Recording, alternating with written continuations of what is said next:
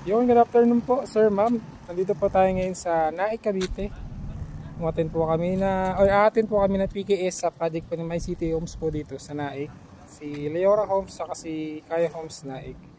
Ngayon po nandito tayo ngayon sa Leora Homes. Yan, may bahay po na nasa likod ko.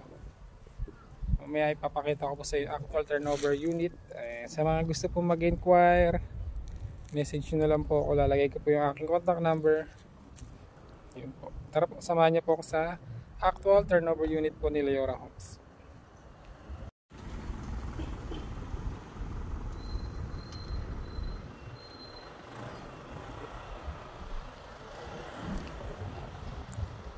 Good afternoon po, sir, ma'am. Ito po si Leora Homes Naik, Amora model. Meron tayong floor area na 44 square meter, tapos sa lot area po is 50 square meter.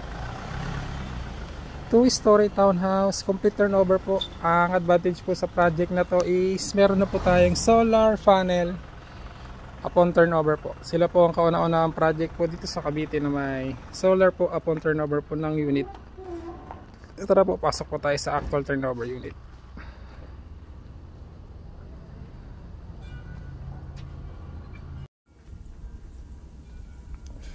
Bale, ito po is naka dress up unit po.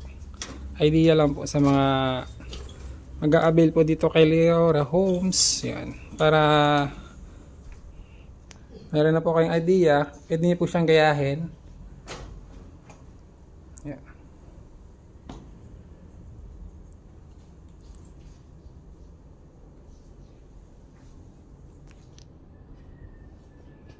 Ito po yung kitchen.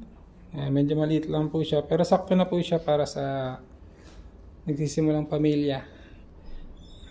Ayan po yung pinaka-piece po ng ating solar panel. Ayan.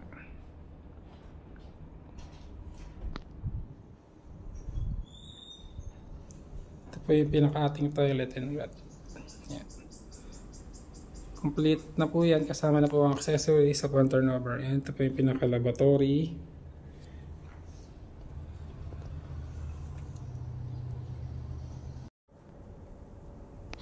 Ito naman po yung pinaka-service area po ni Leora Homes.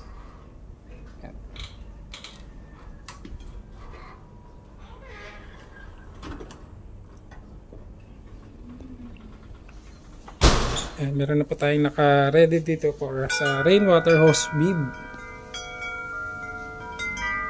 Ayan, advantage pa po pala sa project na to, guys. Meron na po siyang water tank. Ayan. Magagamit po natin tong water tank na to pag tag-ulan. Yan, bali nakukonsume na po yung rainwater. Yan, pwede po siya magamit sa CR ang hugas.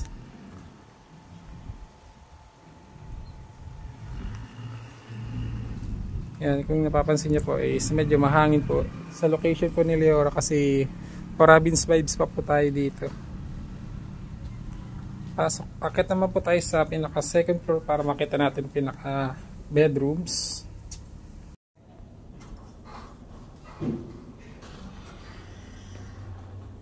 Yan, ang pinaka stairs niya po is combination po ng steel and wood.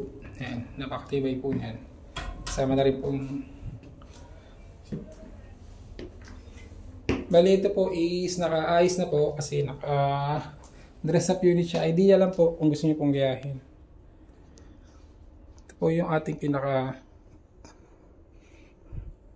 first bedroom.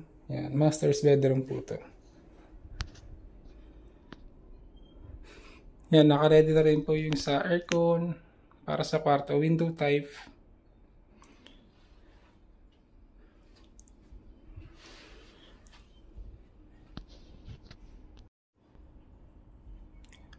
Ito naman po yung ating second room. Yan.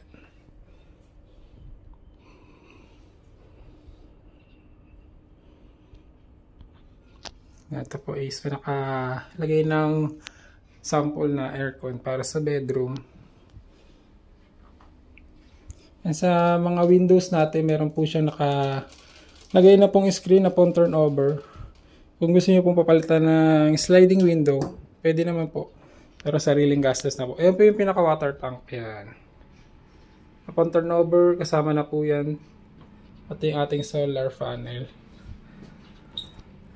Yun po, yung mga nakatayong unit, yun po is mga naka-reserve na. Meron na pong for turnover niyan this year. Yan.